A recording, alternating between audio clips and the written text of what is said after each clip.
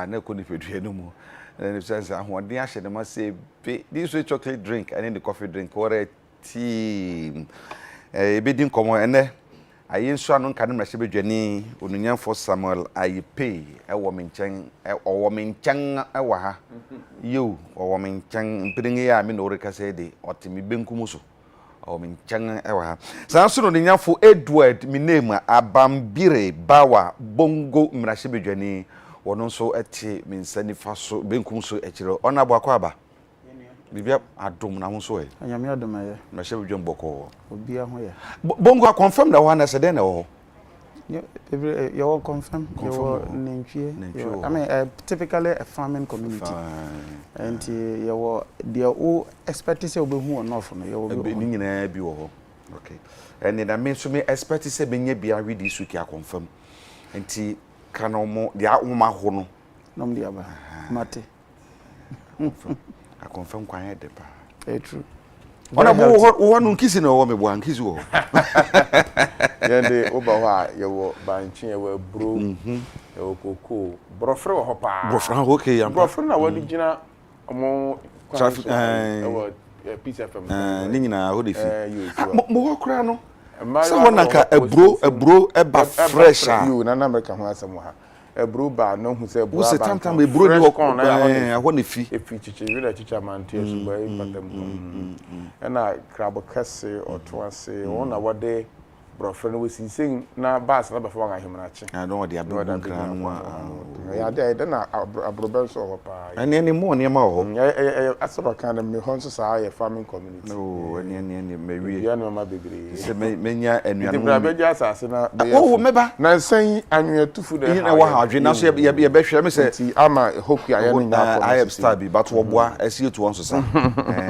na ye didi a you be si dan be you no nya aduane ni a na fa so be na wo so anya de boa kra wie abedwafo be come say de ne ebedi nkomo na ne nkomodie no efa ne ma hodo miensa wo de kan COVID-19 yare no sisa bani aba betina na bebi ekeke ko no so kame say Adekye se ne nyina no wono edane ne ho enti no wanu adi ye kan enti anse de benya aduru ebe se ebe taa no no ko enti bibie no wahura di ye kan enti de ne ebe ye na yatumi akotia yare ne wo no so ebi no adwane se ni ho ebi no susu se yare ni wo kan o na so se no so yase ade bebi asan pa no obi a na so we de mene natifie ono de be ma o na se we de mene wadwum ono no de be ma enti ne fan so familiarization wo sa na wo tete yare no na nipa enya no ebi no mu enya kokuduro ba bonte be kasa samba kaya na wo twetwa mu empu ni mpu awuraba ne yede ne kasa ye no o na sini wan fasem bi ansie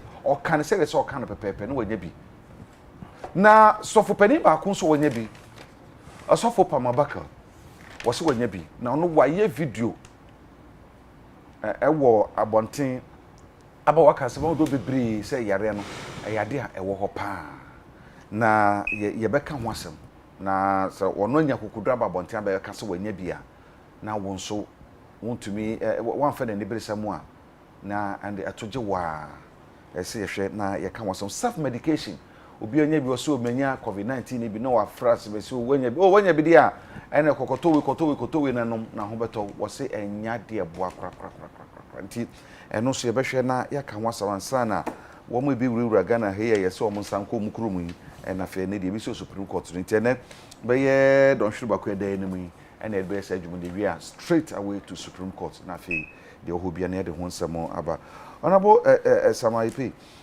COVID-19 aba eni ye wo ho Adekye se nyina no sesa na esa no se na South Africa fo ekura vaccine ye kokoba ye ya mo fo so ba wi vaccine ba beduru ya se na ye se yare no wo hwire di kanti vaccine aba no entumi enkuntia no onabo Ghana ye swa bibi de afiri de koso ye mu ye fa na nibresam ye hu ni san yo kwame mami nchia wati fo anopai ne titiru pa ne enuanu mawo ayensia no waste a payment na afi ayroho CBC na watwim ayroho ambulance driver ono no obia awe akan na ordinary tumiri kantan tema ko baabia mo nga gina wo na armed robbers atutuo di abo ambulance driver no ekum no ma me fa saa kwan yi so na me ma driver yi ne yere ne mba na ebusuan nyina ahye den Abraham Tete ayero hosem kese na dem pa na na ambulance ni ma na armed robbers ne wo ye nim bibia sisi robbery no bibia omde akoku ana no nim say yes ambulance van ya ekita sika bi ana denti ambulance van ma machi wono so ne a ewo ambulance mu ani ana no nim say ambulance driver na ekwa akwa si armed robbers ana akwamukafo ewo kwan ni ma na bintumi nchire ya ma na ebusuafo hyede ohini bi ana me pena sempa o Greater Accra Regional House of Chiefs President oyosu manche oh you ono so okwa ya ebusuafo de abeto abonten se nido we na ekwa yeba ebusia enega traditional council no the Regional House of Chiefs Greater Accra ni nyina yebo nyina hyeden na yare abai yare bia ba saa yakeka ho nsem bebre na wo ye epilepsy ekwapon foforo no utwa yare na wo rege ho kyerɛkyerɛ when je ho pa Peace FM UTV o say bom abaso mo na mo sister station Peace FM nyina na medicational driver mo ye ni titiru pa ne apomuden ho sa yare nipa bebre e kan na abonsam yare na e kan wa na je say ye waduru e wo mental hospital wa okwa ye de be mawo e ma yare kura no e ma bi ti e be stress na doctor ndi kankan no obi a obehu say wo ba unua bi ana so obi a owo sa yare ni bi no tunofo na boa no no nkwa yare sabia o ma na duru na watumi ayema no ho aton na yeka covid ya yare bi aba nipa ka ho nsem saa nia wonim nia aya me yawo na me hu kwa befa so ebesi wa no ne ye nua no me wa abrochiri no won saka video bi a no ha to abegu ye nso ha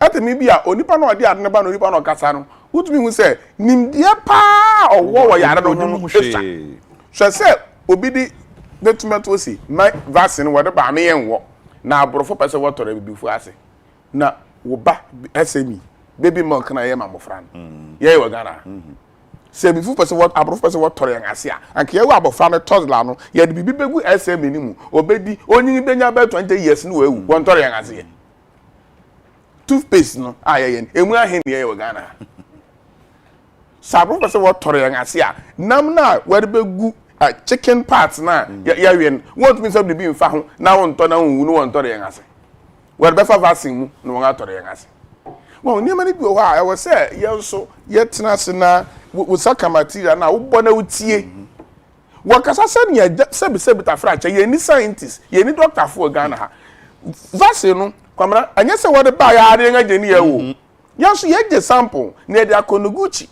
na food and drugs authority scientists no ahwe mahu se yare bia na South Africa for ahwe hu se vaccine no kwa wode bre won no enne yare no se ne asesa ne ho no enhia new variant na aba no enne ne nhia nti wonya hwehwemu kakra ansa no afiase dia wo manfo no saa na Ghana ha ye wo yi wiase nyina research science center ba kwa e wo wiase a wo ya ade pa no Gucci eka ho no Gucci ka ho ya kamera de 3D yare a research no Gucci aye ewo 3D yare mu no ewo anim sin wiase research center bia nti kese wodi adu ne bre nga ne ya je ne asankwofo line papa ne owo won you will not do that se adu kwa ne yentumi nya ye woni pa obetumi aye hwehwema hu se aduru ya ye je ye de wo ye nkrofo na hwere nya won Ghana asa hypertension wa diabetes wa hypertension diabetes se adu ne mu ahi ne ye wo Ghana se ko fa fi abrochi ne ba na sa professor wo tore nga se ada ne won fa ho na nipa na beka ho nsem bebre na oba na se na oba ejimijimi sabi oba se oba sa na mani nyina emwa se wonnim dia yenyama a doctor for the scientist na wo wonnim dia no wo ma kire yen kwamna na wo ka sen bi wa free so na yo mo fa na ye wa adwuni bi se so obi twa na se okọ no na ne hunsu no eka na hunsu betwa which is not true nya no kware enya no kware se no hunsu ne kanwa eye adwene mu yare enye viral infection enye bacteria enye bibia eye yare e wa adwene mu a wa adwene no brains no ena de sayare na ba enti nipa na wanyanya hwehwemu nkwa akiri no yesre se wonyae na yehu se yare ya bayi yare kodi ewu a aka wa wo chances se ho beto no 50-50 titi atemi kro pa stress nipa wunya bia aduru bia ni wo nti ye jawa ma wo body system no na body na kasa fight yare no etim fight na fine ba bia a kire ma adwene kakra ne se ebisi scientists ni bisi wunya bia tenafie na wo body no fight ho beto bisi wunya bia tenafie bra yare sabia eno ye besre wo ma emu na ho kakra ma ya ni yehu ne ye wase ye se yenya bia yentumi kan ko hospital anas yenya bia yentina fie ni yenunum no ye ho ntoyen kwamna ba bia me ne doctor for ya adwene ne se nipa ne bi enam covid ne so eno no ni ama bia ya hwe ya eno so ba benya nsunsanso wo ye liver ne ye kidney so nyabri bia ne ye kan se boost your immune system ya wade da ye ni ama bia ya ama your immune system no enya hoden yema fruit and vegetables adults ring edidi mu ya triti ya po mo se be ya no srade bebre na moja na betumi aye adwuma se wo ya sa no man na bia wunya spices bi te se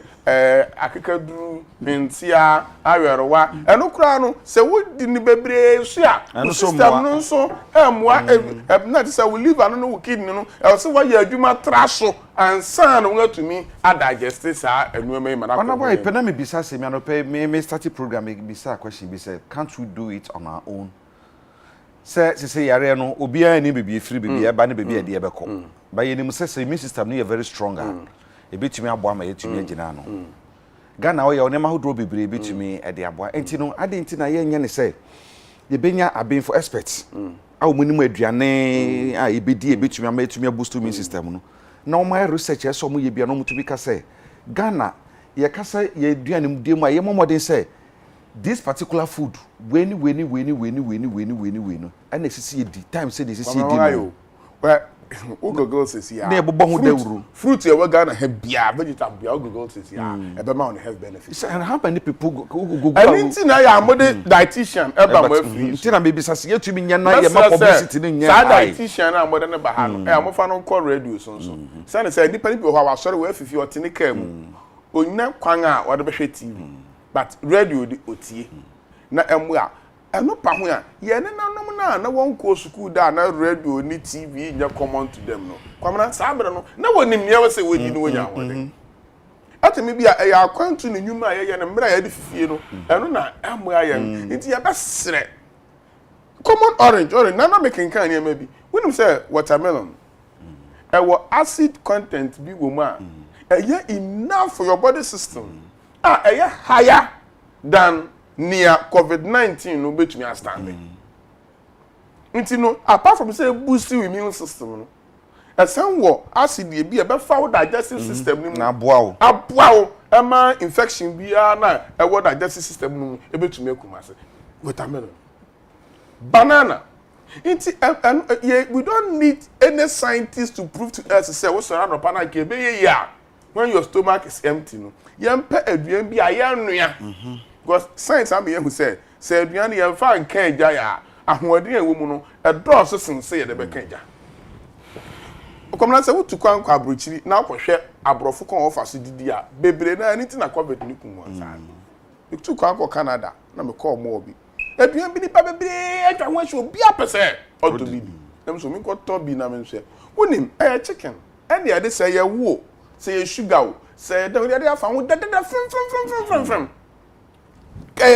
kitchen chicken pass you near the sugar farm na cha obi head that odi wo funu me ka ma na me to be na me say me say sa na ma ne be ko ne ye ka du ne ara ne de fa ho na sikre ne wo ne ade de ye de fa ho den na ye ntimi ani nti yesra ye ngadi du ye use immune system niam bien eja kwamna na ebetuma aboya ma yare ye de sunkunim be ka say biesa ne di kan ne say ye be didi ye ma me fa eyi ni kan enuoma protocols health protocols safety protocols ye betumi adi so na ye nya yare ne bi kwamna enu ye number 1 number 2 ni say sa niam ye di so nyina enye 100% Ubetumi aye saa no me ni nyina so nso betumi anya yare ni bi eni nti ya kan se emra wudi saa protocols nyina so no na boost immune system ni di nuaba ni nuan ni exercise ebe ma immune system no anya ahoden na fe se yare bi e wo ho a wo nim se wo yare bi atuhu anamon ntwan ma covid ne meka asena doctor fa hwe se oh no nom ne diabetes edu ye hwe no nom hypertension edu no nom me kura na bete se me yam keka me kakra nti e wo se sitembre ewo mu no what yare bi twetwe e wo ho kwara sabia ne ye hwe ne ye yifu wonim honorable ayi osofo Pamabakal asam ne bae no na ebibia na ano ye shipa na moma ye hwe video no se na papa na sikasa fae no ne ye hu sade ne ye re ampa ye hwe osofo Pamabakal afutu adema tibi owo mu ene afutu adema. My dear ones, this is just a video shot from the recovery garden at the East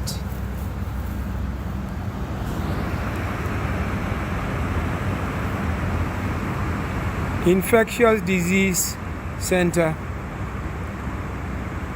where I am undergoing treatment for COVID-19. I just thought sending this message out to those of you who are my loved ones, at least will let you know I've survived it for 5 days, and therefore I encourage anybody who is afflicted not to be afraid, because yes, COVID is real, but healing is equally real if we will do the best. My advice is what I call the 3 P's: prayer, protocols, and prayer. And you can add 2 more to it, and protocols and prayer, so it becomes 5. Let us continue praying, thanking God for the doctors, the nurses, the frontline workers, and the great good job they are doing. They are really stretched out and stressed out. They need our prayerful support, love, and concern for themselves and for anything God can help them to do. Number 2, let us continue to pray for those who are patients like myself, a privileged one. May God take our impatience even as prayer and bring us healing. But I must say, with a lot of patience, we will do well and we shall overcome whatever the sickness is about. Number 3, I like us to pray for all Ghanaian citizens and to plead with them. COVID is real. They should observe the health protocols as religiously as possible. We should not take things for granted. God helps those who help. Osofo Penny Pamabakal and na wo recovery garden a Ewoga East Municipal Hospital bibia omo nya COVID-19 ana odin ye de omoko no na wanya bi na ne ho to no ana we sa video yi edema ye nyina se ye nyina ye hwe bi na ye tie de work no honorable I mo anunsi me manusi no na fe are ba akwa wasi ye hwe ni pa no na wo gidi bi se yare bi ase ni weekend yi minua ba akwa film nti ekoye private burial man no e wada man na mra wo wateche wo hwe na ateche wo na just amafo kra afisi de ma bi a wo de kire wo kra do no na den nipa bi nusu ye won adwene se yenga ye wa kra no ya kata yenga no okay because yara ni finkra nipa bi su wa adwene bi se yara de se yenga hiafo ye de yara ne covid de twaka ban ye wo yes ka fo yara enti emra Pamabakal no mu ne mpemfo ne sikafo ne atitirufo coach won anya yara ne bi ne ba bonten ya ne sebi me hu sa me ka say hiafo ana say won a wo fem pa no nsia yare ni bi aka won yare ni bi akum won no ye na binum nkasa na won so volunteer won ma bonten na won meka na nipa ni bi hu say yare say nye hiafo nku na ekum won na momu eskafo nku na ekum won na mo etumi ka hiafo nipa bia mo ja wo mu etumi kum na mom ni etene say we build the immune system now we didi now we a lot of exercise now we a good blood circulation na say srade eni the pedua mu bebre a etumi boa ama also utumi enya hoden ye be stress ye ni safety protocols no so e boa pa see ye be share nose mask ye be hore ye samri tie bi me na me sanitizer kitame emni bia me so me nose mask mu bia no now the sanitizer no nipa ni bi ehye nose mask no o ma no we asum na odum say virus ni bia be kan nose mask na chi wodum say so mu a one sanitizer on sa pepe na virus no akonsa ho emni bia do ko hwena na wa no bia no and now be so the inner part of the nose mask no we infect we no bet mask o be the time bia me bo nose mask nso me anya bi pamabako so for panyi me mo de menya hu no emra nose mask enhye na film na yare bai nso we anya bi iti etan bi akwan aye fa so edi nose mask no ehye no so eka hu bi na ye mo a na American se bi na ma no si hu hia pa ye besre obi a wo yare bia se ye terminal disease se hypertension diabetes na yare biara se ti di kra na agbo wa to hu ana mo ntem se na be ya wonkonya because covid ni yew na se wosan wo yare foforo bia na asan akoye asem foforo kra ti ye se ye be manage ana ye be treat yare we biara wo ye ho sa amri se na be ya covid ne be kan kra mpo sisa kwa bi na be kan a ye betumi ahwe na ye tuase honorable ayi pe medase na fe yenko minia name someone ye kan let me say ba ye hunsem bebre ya sorry even parliament mpo microphone bi ene adwumayefo ni bi enya bi oho hunsem abe he sisi o hwe a yare the way ye kono no so oman no ye din kunim ana ye din kugu ana kosan medase pa mamemfa chema o hwefo na me achepa me ba has almost a year ago so there about nti medase pa se mama opportunity se memra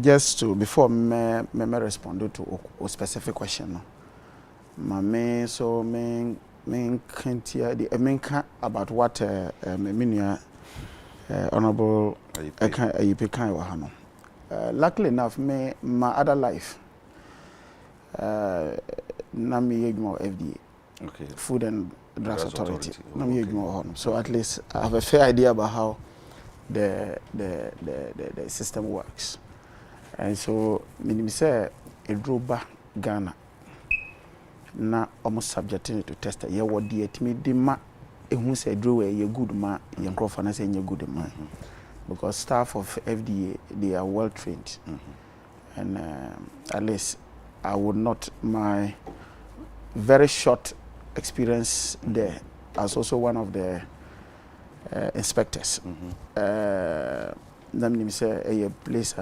seriously I mean, when they bring medications, no more say you're good. We can rely on that.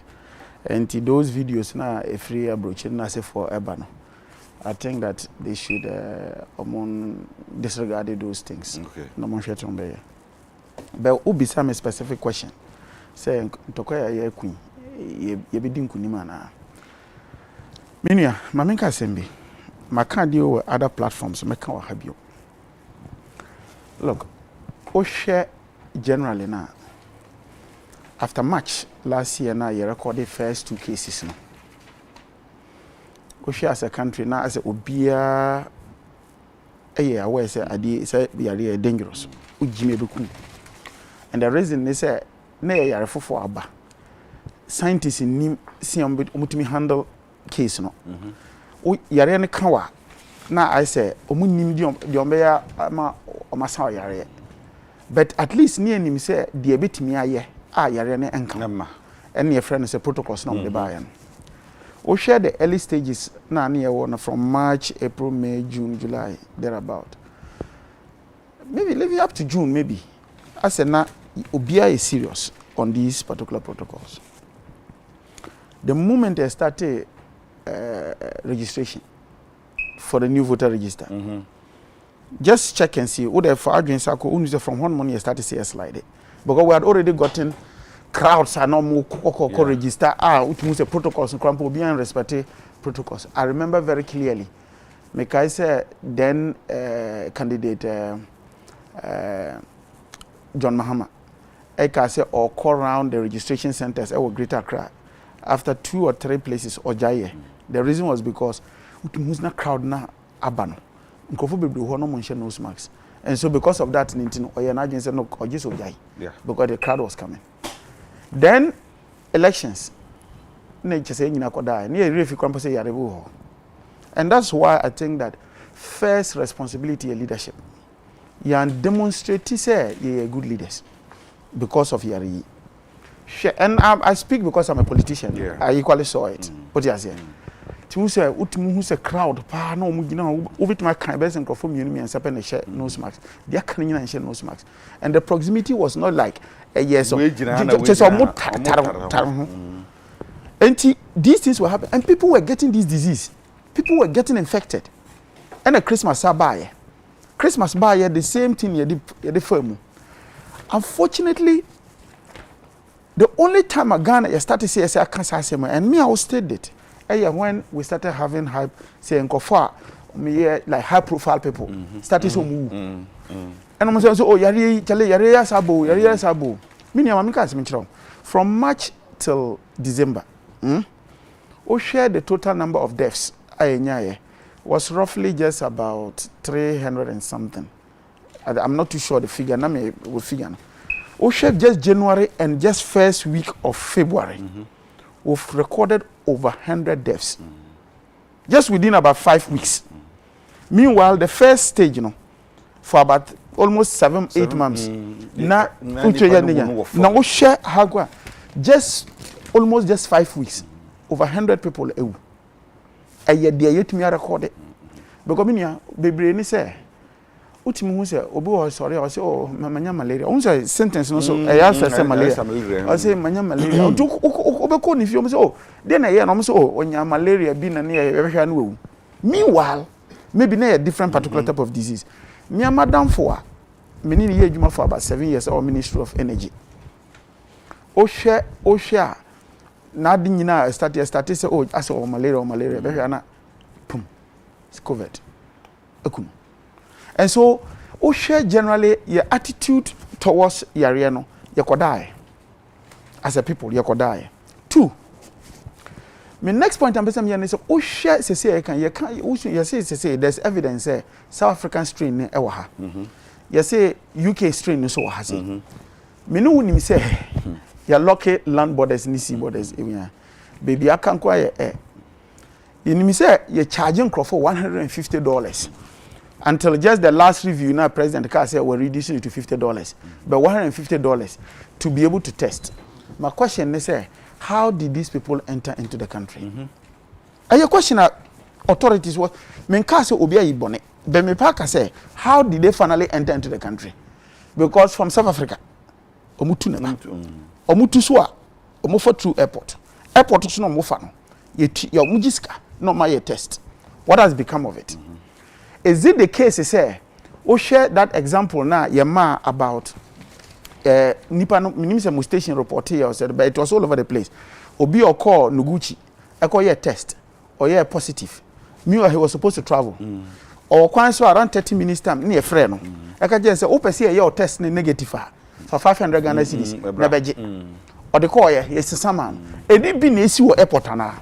I will say be say those questions because they see wo baby a bit messy end up there hammer. They say allegation you buy no. Nuguchi a very important state institution no. Omumba yi o ma no nka say the papa kan e ya no kra na senya no kra. Are you getting the drift I'm making? That is the other point I'm pressing here. But the third point I'm pressing here is say about even the health facilities na yanka say here no. Minia, your health facilities near what is here no. Ultimately say for example if call 37. When you say normally before me the oxygen ebe show some the be so no or some check oxygen concentration omo ade bi omo friend no that's the pulse oximeter and be check your percentage of oxygen in your blood so far me no working nkoma me ni uboyi ene no be hwe no mahu say oh we say who has oxygen 37 has a challenge in getting it maybe o share to another extent mobile who say you see oxygen so now because of the fact say when says Ministry of Health I can say o share sensitivity rate no of testing no between 20 and 40%. I can say and yes yenya ye o bia na na show it's just about maximum of about 40%. And no see if ye both oral and nasal test na they say be show you know and increase the probability to around 40%. Most often than not a CT scan no mo de hwe who presentation na we no na and no de be nipa ne da ward also okoye CT scan omo ni mobile oxygen we your friends say we ndi all free honom akoye CT scan no mo ye free so. These are the problems that you have in the hospitals. And I say so Osha as a yare no the hospitalization rate no are high. Ministry of Health Ghana Health Service Abeka say rate of hospitalization and a critical way no I move it into 400 enya yare na 32 Ombeko hospital in critical condition. So it means that the rate has increased. First now around 20%. It's now 32%. How did this thing happen? And to me, media no, minia. Oshe generally in terms of obisa say in Tokoya ye kunyebe winia. We can win if we are only committed. As I speak to you today, first time now you decided say ye lockdown. Did we really need the lockdown at that time? Or was it meant for something else? Osha, you're locking it down for 3 weeks.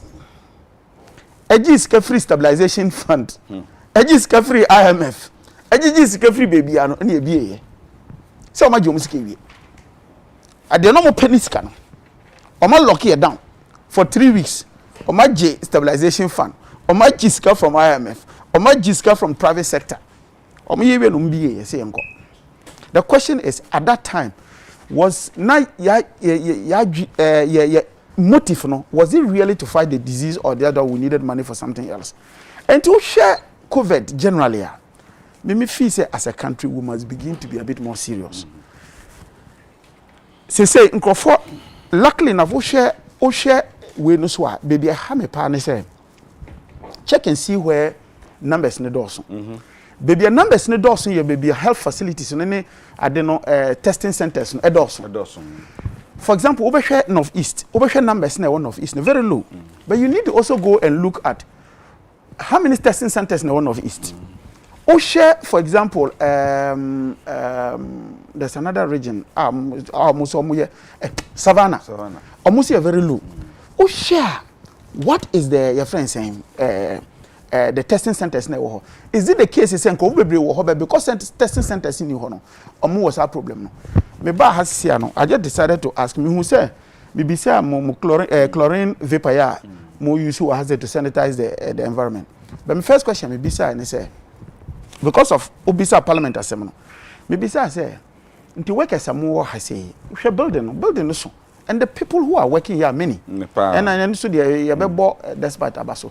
So all these people are being employed by just a private man and that is very good. But my question be say and say mo ba ha na panama pon imre have they subjected you to a test? Have they tested you? Because very reason why parliament you test is because you ba anapa ni apun enyumre enti nyina were the same environment. So you were in the same environment, we need to be able to test ourselves. Because me cause I say miniature so ohwe parliament asem na once mo tested nkofo mo test your parliament no 15 enenyae ohwe workers na out of 195 from test here, 56 na you see that in terms of rate of infection no as a workers no it doesn't see parliamentarians no. But there's a reason for it. Workers no bebre apart from just the senior most no bebre na use public transport neighbor maybe fear no team no a compound house So the conditions under which nipa ni live and the same thing like honorable Ayipe ni dey. Ayipe say obey or the four wheel ne buy. Obaye or team fine, a condition be fine. Okofia self compound on one team. So the rate at which he is exposed is not the same as somebody or the trotro or the compound house number. Maybe just maybe mo studio si no. Once a mo fro stairs. Me who say once a trotro station be here. Me who say trotro package yo. O share the way and for etnimu. Why is the government, for example, not indicating say trotro no moment starting seeing mass spaces not the way spaces na mad the last time no? Why are we still keeping them there? Look, my daughter is in Akosombo International. And then the pay me no king. 79 students, 79 people have tested positive in that school. 74 students and 5 staff. Our Akosombo International and I'm no king. And that is so yes, a stories near can be. I have my own daughter seated there. I'm scared. I've been asked, Yakajem say, my member school won't be fun. Because our school what did that into our environment in the that. Me nims your tear. She's asthmatic. Timothy, you know, my junior Basana Mitihano. And to share conditions under which are yen comuna, it appears ye diagro. Ye diagro. And until we realize what we are doing, you home because some back come by school yasemi. Mr. Started norm somewhere 24 or so. Yeah, they started no first. When they started, it was about around that. Yes, around yes. 24. I feel said to me you could do 70 something. Next say I didn't know so. Until the more they test, no more now they to me be. Until a hono no, you share other schools so why you test it? Yeah, because the luck is that for that school, because it's a private school, the more facilities, VRO of facilities to be able to do and then test, and then they want to subject everybody to a test. What kind of power? What about schools no munya well endowed to be able to even test their students? How are they dealing? So it's possible that we're just a microcosm of a bigger picture. The only lack of me fees and Korana what not say because of my Korana, immune system is stronger, and so they are able to do. But what about the staff? What about the staff? Or more hormone. So share situation now. Situation more thing. And I think that for me, government, I'm just hoping minim address ban on me Nansiano. President number 23 mbua. 23. So God willing obey 24. In the 24 no, we must be very clear in our minds. Say meaning I don't support the whole idea of a lockdown. I don't support it. Yeah. But I believe that there are certain activities here for example. Look, how many people have cars? So they must also more insisting on those spacing now no more initially. First, also here taxi, you must not be more than a particular number. We must insist on that. Look at the proximity of the person seated behind you. I was here suspending and no for some time now. Because you are just hard the way. You be shano, you will trouble me. And I believe that if we you know tenase near ye adwin say oh ade pese ko ho a ye betima ko ho because by some funny way Africa no as a generally no rating is so high and yes so high to say o share UK o share Brazil o share India o share US and yes as high as that is the truth of the matter but the way ade equi ya nhwe ye hu ye de bebenye and I think that as a people, let's be frank, Yarena ba a kunkrofo. But me and my members are some. Okay, say, Tama Yarena ba a serious pano. I bind by announce some measures to be on bay. One of them being say on BC because of Yarea being also a baby monk on BC 91 hospitals, 88 district hospitals, and at the Akano a new regions now. Omabano ombema omo original be absolutely banko akosisi my miss one about some I pay maybe na o information about between them ma onua ho a you go so say who be hospital and yes I was sorry I now be see there I went through the process funding architectural drawings awarding of contracts. It's go through a process until the hospital is done. The process is ongoing. So which stage are you now? Very soon. Which stage are you now? Put parliamentary question. The Minister for Health, Baba Bemau, the meaning very well, and they say process is far advanced. Very soon. Some of the hospitals are starting. Which one? I can't say. Which one? I must start your Musi. Yes. Which one? So it's in the process. No, what can I say? No, you said some of them. No, you are being definite. It's my information. Oh. I am a person COVID-19 or you're the better politics. No, not the politics. Now, sounds simply become be na ne ene. Nipa bebre. I would you say yarn. Oh, I remember people for Ekufado. Maybe me conscience, man, be catching me see. Nanado down Ekufado, Epis, Kefi, Abrofin, Chantino, Yaraba, Yaribia. Efficasa MDC communicators, Nibi, and the NDC in Pahino Funibi. Eka. And so we a member of parliament, not to meet some platform whistle. Eka say, you lockdown by because near Pesikebi. Into your soccer case, can you know? Anna. Yeah, person a bear lockdown be man. Osi dia sana so can say a question. Oh no. A question I ask a question. Na I was see who say, am I yare ba foforo no. Na yare yan sheda nim ni su. Ebi say airborne. Ebi say betuma suspend we air. Ebi say droplets. It's not research ekoso. Don't think say ene as our research nyina akoso awie. Ah ye hu sania yare ni su te no.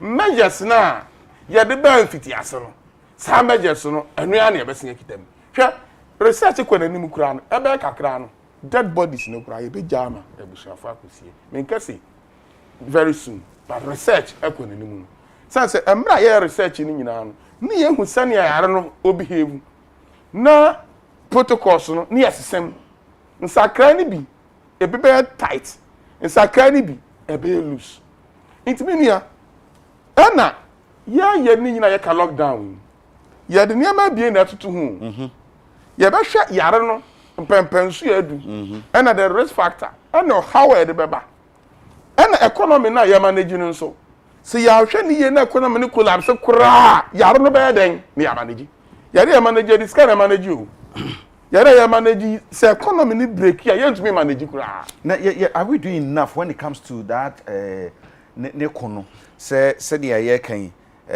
social distances na sifui as we speak enya de a trotro nanka initially satampo na no nya den krampo no entina un se sa no nya den ka kire wusi sambre na no nya den no na yare no obi ahu yare no su ene science akonani ye hu yare no ni su ene ye hu se obi wo yare no bi mpa ahu hia se wo be cover utia be si wunangase wo katawa no wani na ohwene na utumi she gloves ana so utumi horo santantama wo betumi abeng nipa no wo mrekwe a wunya ya first no ko obi nya yare ne bia na obi a twe no hospital kura ne pese doctors pese bebe hu and the science na ko nanim ye hu yare ne su first ne yanim se obi nya yare ne bi kura na ko gyan ho pe ho so anya bi and ye hu se enye saa na etese wo protect hu yi wo betumi abeng nipa no ya hu se virus no betumi aka wonsa emre wa so obi mu mfi ukwa se na ko horo wonsa pe na yare no efi wonsa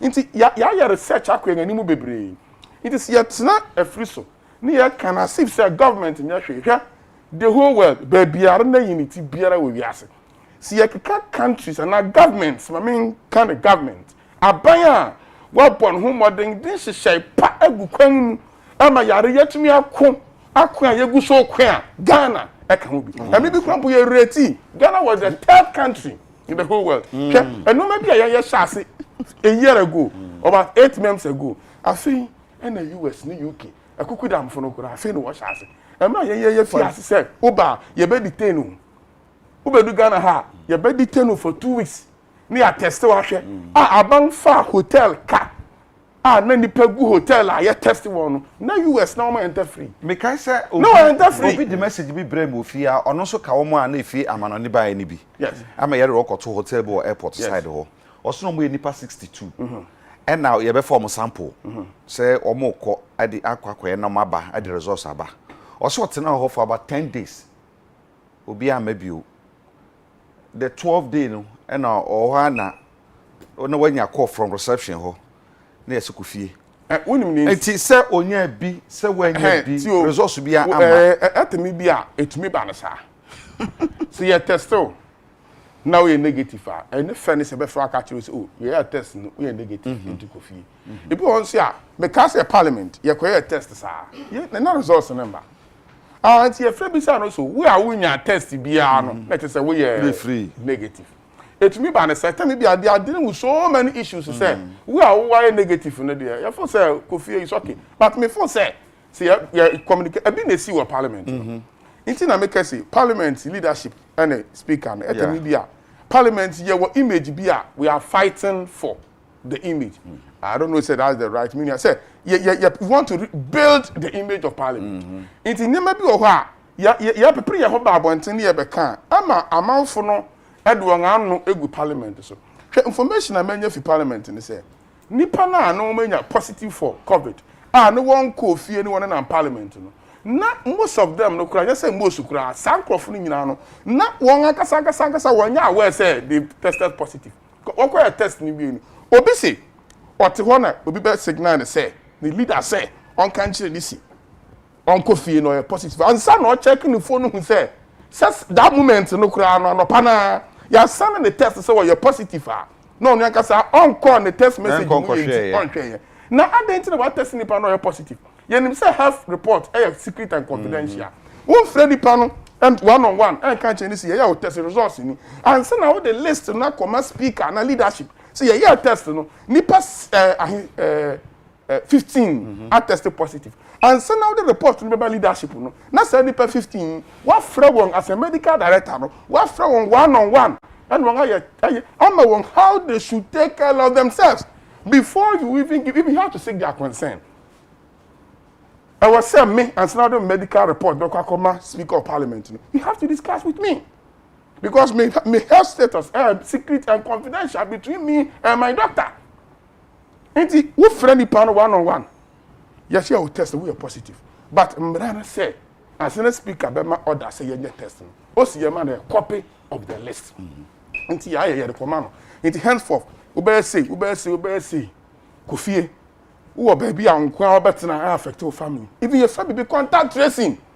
Asanka MPC net testing positive no. What Kofie kwa testing 1 year and 1 month. So how come say who ko nipa ni fie kwa testing 1 year and 1 month? No nim so you positive. No be singa be gina parliament. Yes, I am a man for a train MP for no wa boss for nothing. Nothing. Me I was spoken to an MP. Oh no, you're positive for say. Da you catch the news for you're positive no. Na oti parliament. Anopano no two radio say it's your patro ya manage parliament this year my I test results yes sir abasa na ya communicate properly say example our man it's not the best nipa no what the na kwto say we test mani hu ni faith and san wa no hu status and san wa it's afi me we kura no yes sir NDC for no say yeah nyina we are all in this together yeah nyina COVID, any NDC, any MPP. So as a member of parliament, and I want you a backbencher. Yes, meaning I was by the standards, by important. That's what me to say. Your pesika wa banho. Into your second sika, you lockdown just to receive the money. Ultimate constituency, I am sure on your opportunity. Not for say, walk and what to Abama or Bongo. Into the other canon, and na on there all lie on. Semi panel, what did you hear? You see, I will make this point. And there are two ones. First one here, the okay, we see. My question say, o share time I make a request. Say, Parliament in my permission, you use stabilization fund. You use can free. Approval to go access your friends emergency fund near your free well bank no. O share all the justice Sophia Ogufu the committee I know me am all those things happened within like all those activities no within 4 weeks. You start to say yeah we nyina. Immediately you no. And unim say ye scapa immediately you in a be. Question me bisa and say. Me question me bisa and say. Enuntia because I don't also me can say I don't support the lockdown because there are certain things we can do differently. That's the first thing. Two, there's a basis for which I'm making that point. Share corruption perception index report in a ban and see yeah. One of the reasons a man say Ghana you could place 75th. Say there was no transparency in the usage of COVID funds as one of the reasons. It's not.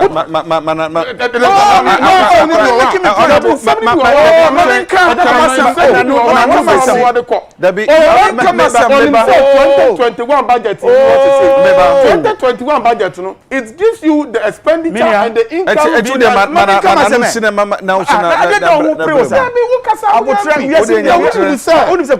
2020 budget, how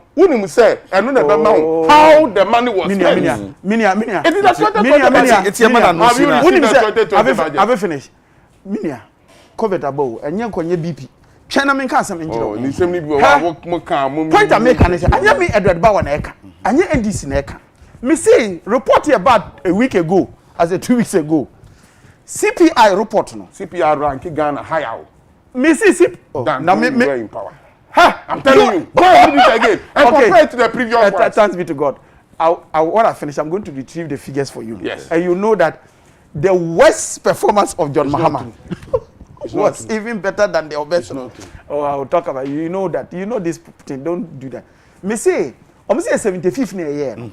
My reason. In the reason, they singled out COVID-19 funds, as the usage, transparency. But if you are giving the reasons why they are not transparency, that's another thing.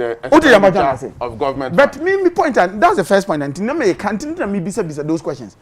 But the second point, I'm person me and I can be another very important on the issue of how results are transmitted to people. Look, I strongly believe you say maybe testing centers, or some here a bit more serious. I can understand some of they can be overwhelmed with the numbers or more.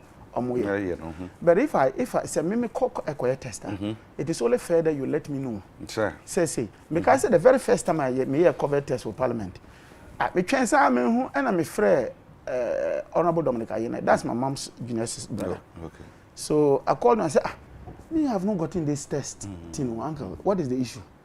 And I say, when did you do it? No, it was about 3-4 days earlier. I say, oh, then you don't have it. And I'm saying, how did you know? That they said, if after 48 hours they don't call you, it means you don't have it. That's what they told. So that was how I got to, so it was an assumed perception, said Minibi. Nancy, when they finished, I mean, I was expecting to see that maybe they'll say the results are bad anyway. I had to personally, beyond just what Parliament did, to just go to a private lab and do another one. Just to be sure that what they are doing in terms of numbers, no more, at least privately, I am safe. What you are saying. And so, maybe in the communication, I was say you share near the car. But you see, I can understand issues. Nyoma Basia, they can lash it out at Parliament, and I know that you, in initial way, who preface on Parliament, me lash it out on Parliament. Oh, Parliament, I say, Parliament, I say, Parliament, I say.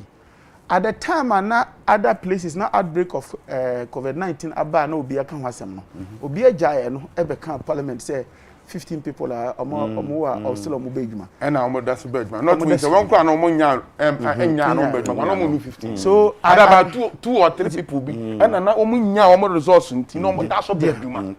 But the issue is that look, COVID-19, look, let me tell you something. I won't mention names, but COVID-19 is real. Very. Currently, minimum crop they are bedridden. There are some, I just say, Nyamine bomb. 3 or 4 times they were resuscitated, brought back to life. They were just going. So it's real. And yes, sometimes we say, but this is real. Real, they are changing the language, Say, I buy the PCB, you perceive stabilization fund. You could just go and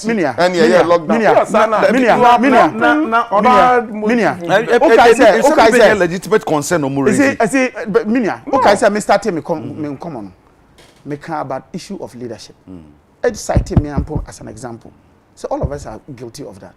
The issue of say you co-organizing rallies are nkofo ba ho no. Mint me nyina hanka say me rallies nkofo amba me be no mo share way. I was part of that problem. It's leadership. What did I say? I have assessed that. Me ababi me say me assess say how are we managing it? You see, the fact that the very reason why I'm enanapa me no wote ha e kan adiasem. Say you need a solutions to it. Yeah. The only way is that you don't necessarily need people who will come and say, "Now you presume." It is possible that you must also have critical voices to correct your. You see, Nipa or you then. Who say? That is the job we do. It is a me raise those things now. If you expect me to come here and be singing the chorus you want to sing, then you will be disappointed. Okay. Mean to me somehow. Just last on this. 10 seconds. Penny Uncle One say, or can't sing be bags, medical supplies. About a year they check oxygen. The pulse oximeter. You see, your name get be yes, I buy a provider. But doctor for no majority, and I'm saying if not 99.9% of doctors, you will never get be apart from the buying a provider or also consulting room. Say you are check it or more young doctors say this omekita. And so name of the best check it pressure.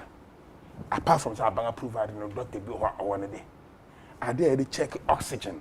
Bibiki to say you say near the asher was sat say. Net mama know how the oxygen circulation percentage of oxygen circulation in your system. Sana manoma we na it will be now can say no, it's not true. Look, I am individual doctors apart from it's not true. Individual doctors have their personal ones in their pockets. Look, let me tell you. Look, if you go now, if you go now, small, very something very small. Just pay. The news. Doctors, they have it on their Munko Debra where the COVID patients are in. Go there and verify what I'm saying is true. Okay. It's something just a small to say peg at the wall. No can specifically no what Bob baby didn't say. Aha, and I didn't know. I would Debra World. I would say, yes, because do we have to rubbish from the binding my doctors? Individual. So what do you stand to lose? No, what do you stand to lose? Excuse me, on this assembly. Honorable, what do you stand to lose if at the end of the day statement na maye, if it's a statement of fact, na abante no koboama, what do you stand to lose? What can say? What did I don't know whether you're getting the point. What do you stand to lose? Because tomorrow touch wood. Three of us, one of us or all of us can be there. Pressure. Are you getting the point? If we don't have it at it is not true. Na me ba na emia hu do wo ba bia wo kokohwe no se ni nyina bibia wo ho set. Ana make say okan ya me hu say me nya hu bi wo ho se bi wo bi no menim. And say o see enya mobile oxygen cylinder no aye mobile aye attached to the bed. And no kra no me ma ko ward bi ma ko hospital bi ma hu say ye pia obi e wo corridor no ma oxygen sin so. And the truth of the matter is, again, and I'm happy you have made it. There are patients who get to the place, and because of the fact that the hospital does not have it, they purchase their own. And I'm making this point to you. 37. See, so you ask yourself, and then maybe you can pay for it. I can pay for it. Somebody can pay. Do you think everybody will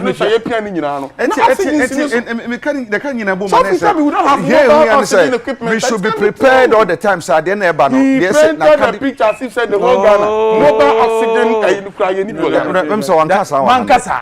I didn't say that. You see, missing you are not giving us the picture. So if you know now, Nippon say Ghana some mobile oxygen and you crowd they be okay. What do you stand to lose if we criticize to make the things better? But don't so what is your problem? Abandoning and not home what they compare other countries.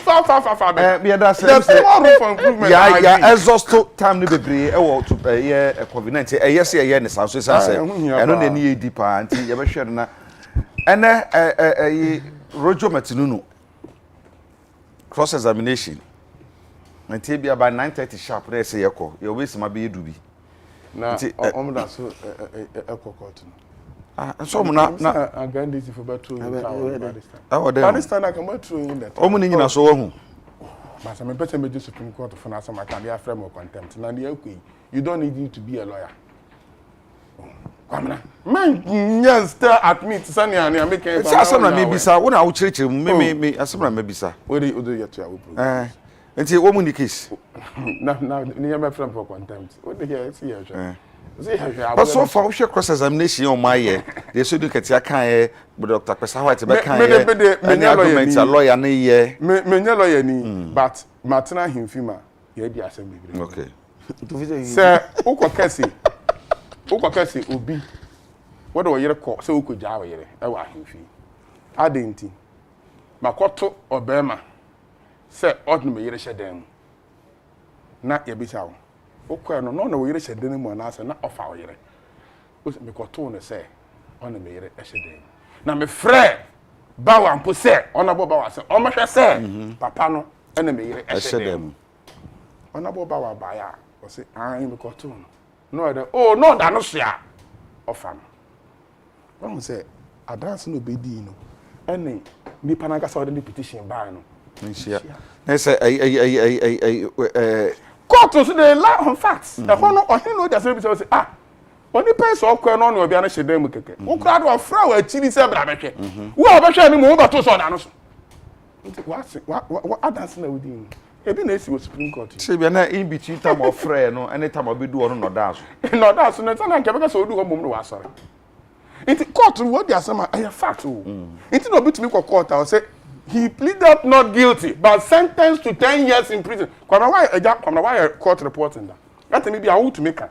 Say, Nipani pleaded not guilty, but you are sentencing to 10 years in prison. Evidence no that judge na nim na nyam pleaded not guilty no show. Evidence no that na nim no dey. Nti ase na be court no.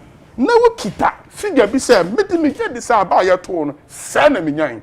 Mo se me boa, mo ko pe auditors. Sena 22 of your corporate private auditors more be auditing because you get the figure. So come and audit and compare your audit report to our figure. Now do one sapan could you say order me car him. What's the meaning match out to or fear chin me the baba. Nipa na order the cancer me the car 500 me chairman. We say anya 500 court say I say I need the court no only times how.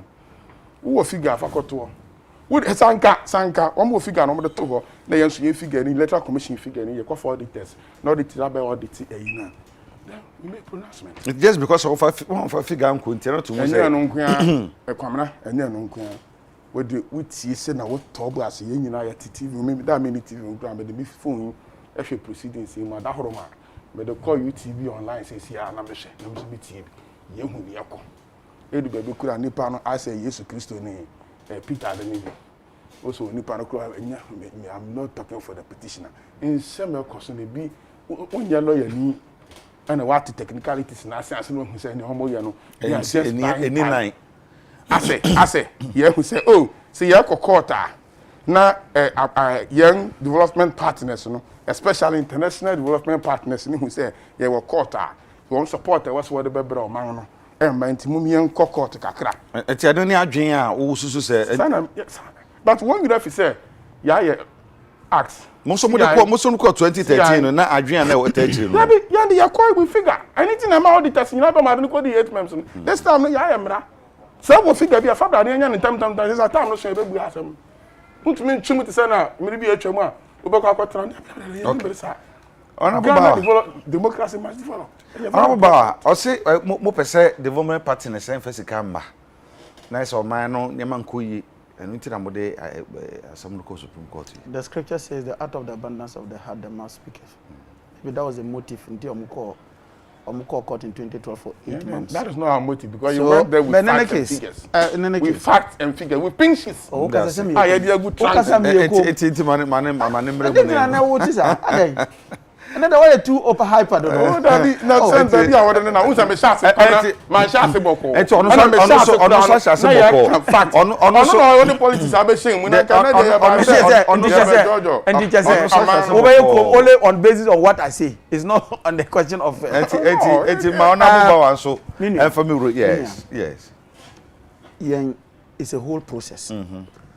Your process ni say you pese prove it say Jim Mensah ne dwuma na mmara no e de ama ne so onye no wanye ne ye 2 e pese prove say ono ani figures na o de bae no yenim emu de hen na okura because for example over the period of cross examination near witness statement in Agina and so Jim Mensah about obi abeti ase say we've had 3 different valid total number of valid votes cast numbers figures your 3 the 9th one the 10th one and the one that was filed in paragraph 24 of Omu petition 3 figures you be proving now your evidence at least clearly stating say who share presidential candidates me na the 2 leading candidates na Nana Adonai John Mahama who share there are 2 different instances or 2 different figures who want to prove that and test the electoral commissioner's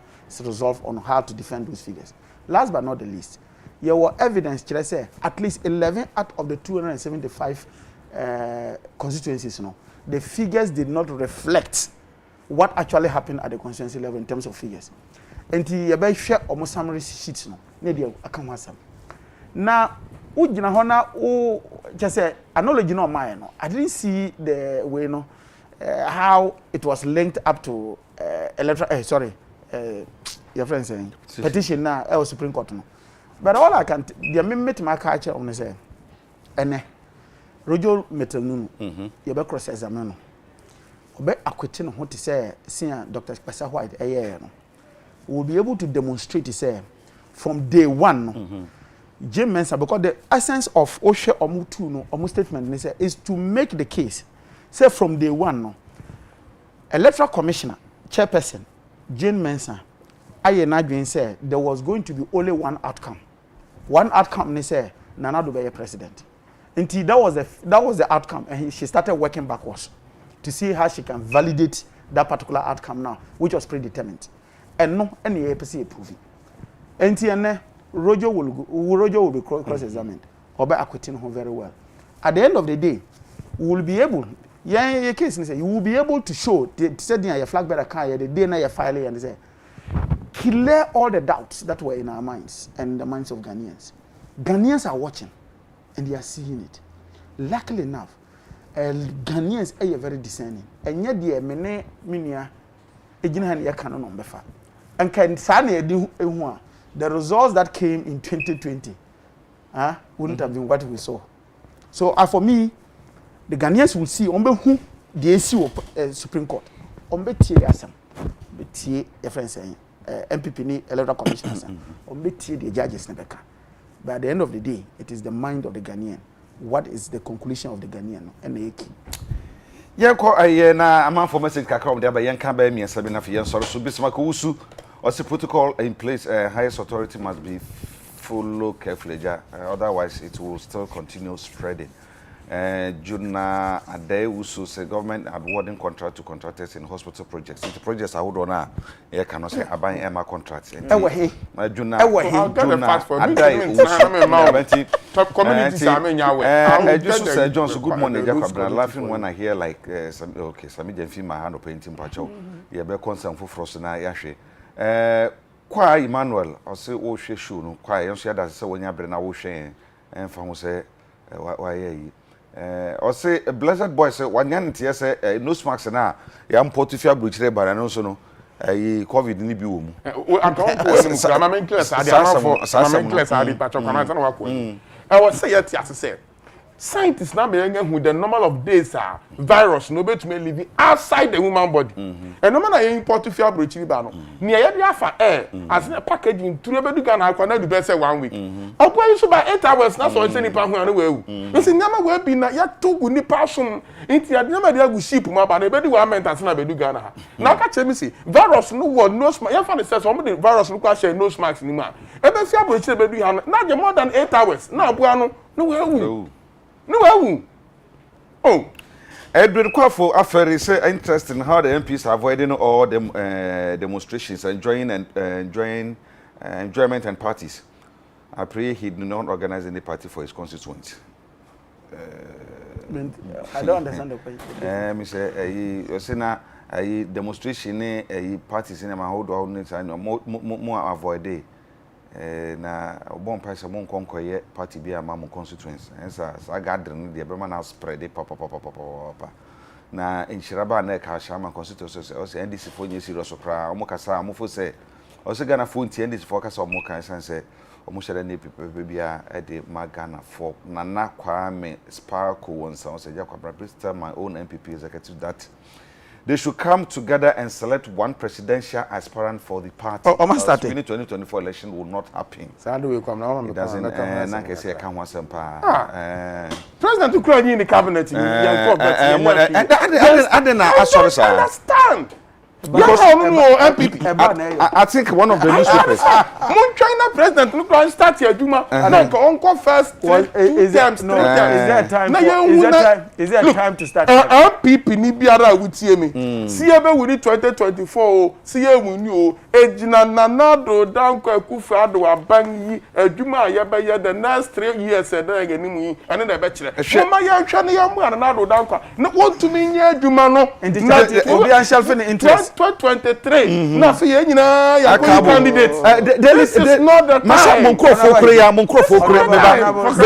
korea honorable question honorable EP tama won say o ambitions to become an MP for the first time o chance party enyamom nyewe so we start you under anya say bi ameti radio so na me call 2004 me lucy me am de me car sometimes you should pay 544 45 me didi campaign na chi pigeon come no me nka assessa me no me people are doing shadow boxing no me come here civil servant it na mean to me in politics me time me san start say me kwa campaign bi hu na close about 6 months me wodim anya monkrofo korea na na obete press conference sama ma ba omi ama ya nto aba ma we ama ala so be say ala na bre si ekoyi ala na bre yekoyi ba omi ane na se Nanado down kwa government we and man justify Ghana no they are not going to rely on the second term no better and as good as the first term Ghana for any omama 51 as what NDC party nya 51% that when they were in Ghana wo share the Daily Dispatch asemi wani mu ha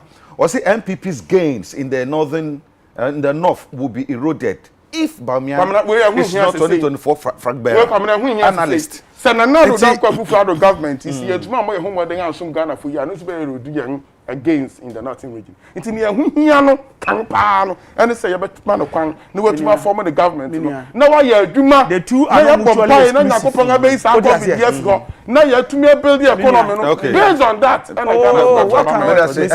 the two are not mutually exclusive. Minim se meka ochimu. And just say Nanado for the government will be to me and ambitions. What do you say? The two can be done. What is that? Come on, from all indications, a very normal. I don't know the second term. I don't know more court now. More petition. It's a man. I pay much of it. I say, we share second term of a government. The succession plans ewo Obianim is an open secret say Nanado ewo some preferred in control person or support. Really? Oh yes. It's open secret. Anybody who's in politics knows that. Obianim say omo ka about Napo combination. And in Pontin omode Napo say omode Napo core energy say be gather resources for that block. Yenim say there's also another angle omo can say look say Abbasia, there was this video that was going around. Share that video now. Some young guys be a normal can say, share the heart of NDC MPP, Ashanti region, and this multimedia ma 2 times a different region. Eja Monfa or Mon Alan and also will be from the Ashanti region to also come. These are things that will happen because in every political group, groups are also started. Open China just say 2024, another 2023, and I say Abbasia, I say African person may contest it. The trust of this issue is that, look, none of the candidates will survive on the record of Nanado. Out. They will have to survive on their own record. And Timinia, as I'm now can say, the success of Nanado will be the success of any prospective your friends candidate will be hinged on the success of Nanado. Nanado is already a condemned goose. No, really. Condemned goose. Or you condemned goose. So he cannot be the reason for waiting for my. Yeah, anyone 2024. Open campaign without the legal of Nanado Danko Gufaro. And the legal share. When you are 51%. Second time will be able to make more than 50.3. Mammy, there was a time one of the news items if you come as by no. Now almost say a drankwa dumbo buzia. Drankwa drankwa dumbo buzia busiano enyomode. Drankwa fon so enyomode. Enti afi na dru dumbo fon so say obunya dumbo no utresia na baumia. Sa na microphone bi news me de by. You can never drag me into this. Me say number son. Dabi I mean drag you. Dem say news say na make you adwene so. Me me nka ho answer me say say do 2023 mo platform you see. Ya baba be come. Be dem was say you kwa be pass be bua na na do no wetuma form the government. Only say or candidate or campaign this for one of the candidates. So member ha. Sa ho. Member ha. Enti na o stretch no na. Me say full time. Bodino. Time no so 2023. Bodino. You be campaign. Na only say me anya candidate. Obe campaign based on Nana Adodankwa legacy. Na ye dey win. See Nana Adodankwa entumi anya proper legacy. Say no nya wo 2020 now onya 51 point something now.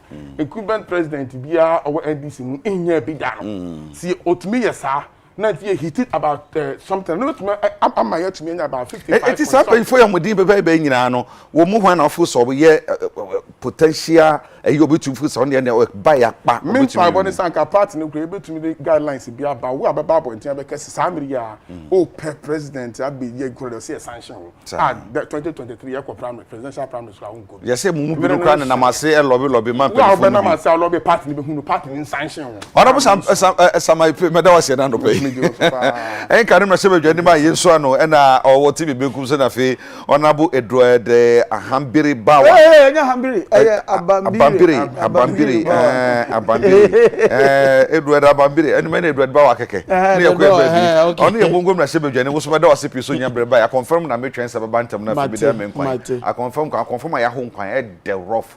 I na no we me say see once da be no so mo call on presidential primaries nti na omo court no se na be ya omo grassroots ni be hu say oh Mahama we lose na momu no niam bi na anko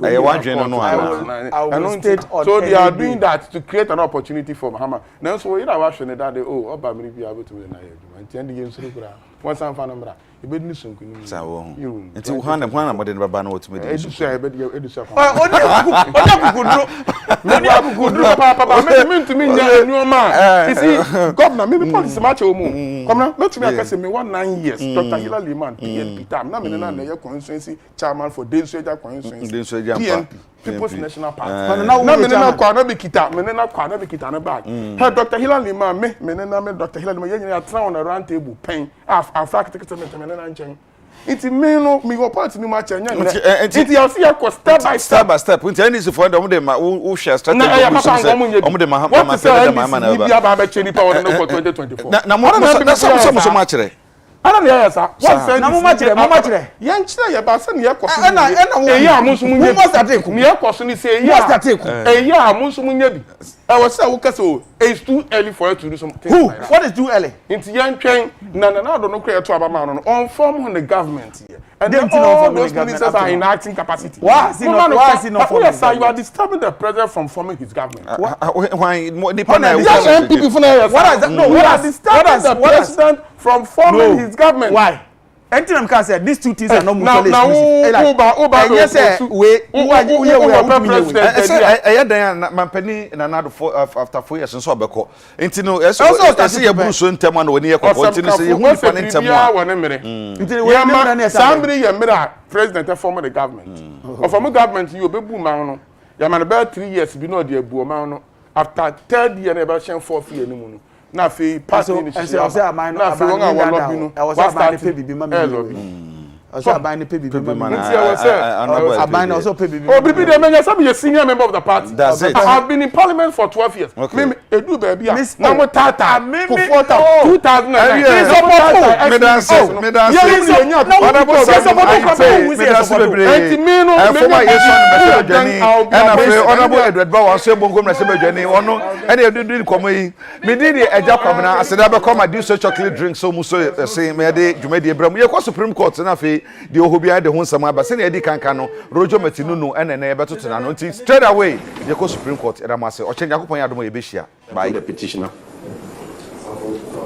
Samuel Oposu Ampo for my lord is representing the petitioner. My lord Jane Mensah,